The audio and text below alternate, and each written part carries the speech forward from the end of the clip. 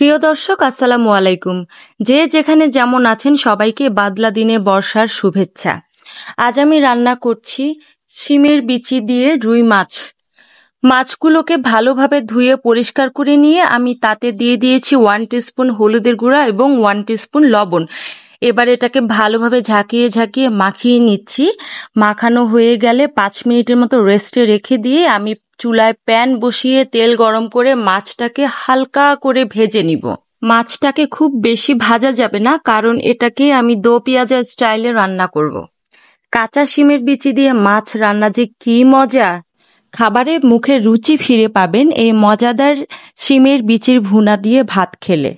মাছ ভাজা হয়ে গিয়েছে। আমি সেম প্যানে একটু তেল দিয়ে 1 কাপ পরিমাণ পেঁয়াজ কুচি অ্যাড করে দিলাম।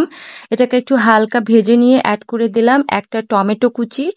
সেই সাথে অ্যাড করে দিলাম 1 টিস্পুন হলুদের গুঁড়ো, 1 টিস্পুন শুকনো মরিচের গুঁড়ো, 1 টিস্পুন ধনে গুঁড়ো, হাফ টিস্পুন জিরার গুঁড়ো, 1 টিস্পুন লবণ। এবার এটাকে ভালোভাবে কষিয়ে নেব। মশলাটাতে একটু পানি দিয়ে ভালোভাবে কষিয়ে নিতে হবে। কষানো হয়ে গেলে সেখানে আবার অ্যাড করে দিতে হবে সেই শিমের বিচিগুলো। শিম যেমনই হোক, শিমের বিচি কিন্তু সবার প্রিয়।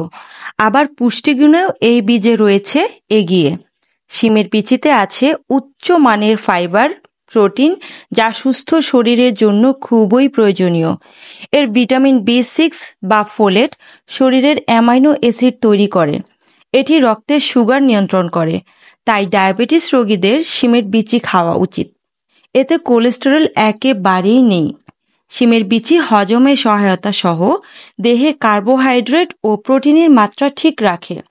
গর্ভবতী মায়েদের জন্য এটা অত্যন্ত উপকারী। এর ভিটামিন বি হার্টের রোগ কমায়। এই শিমের বীজ আপনার দেহের বিভিন্ন রাসায়নিক পদার্থের মাত্রা ও অতিরিক্ত ফ্যাট নিয়ন্ত্রণেও সহায়ক। কালো শিমের বিচি কোলন ক্যান্সার প্রতিরোধেও সহায়ক। কোলন অ্যাডেনোমার বিপরীতে শক্তিশালী অ্যান্টিঅক্সিডেন্ট হিসেবে কাজ করে এই বীজ। আমি এই অসময়ে শিমের বীজ কোথায় পেলাম, নিশ্চয়ই আপনার মনে এখন প্রশ্ন যাচ্ছে। তাহলে শুনুন আমি কিভাবে সারা বছরের জন্য শিমের বীজ সংরক্ষণ করে রাখি। শিমের যখন ভরা মৌসুম চলে তখন আমি বাজার থেকে শিমের বীজ কিনে নিয়ে এসে সেটার স্কিনটাকে রিমুভ করে গরম পানিতে 70% পর্যন্ত ভাপিয়ে নিয়ে পানিটাকে ছেঁকে ঠান্ডা পানি দিয়ে ভিজিয়ে রাখি। তারপর পানিটাকে ফ্যানের বাতাসে শুকিয়ে নিয়ে এয়ারটাইট বক্সে ভরে আমি ফ্রিজের ডিপে সারা বছরের জন্য সংরক্ষণ করে রাখি। সবাই ভালো থাকবেন, সুস্থ থাকবেন। আবারও দেখা হবে নতুন কোনো ভিডিও নিয়ে। টিল দেন, আল্লাহ হাফেজ।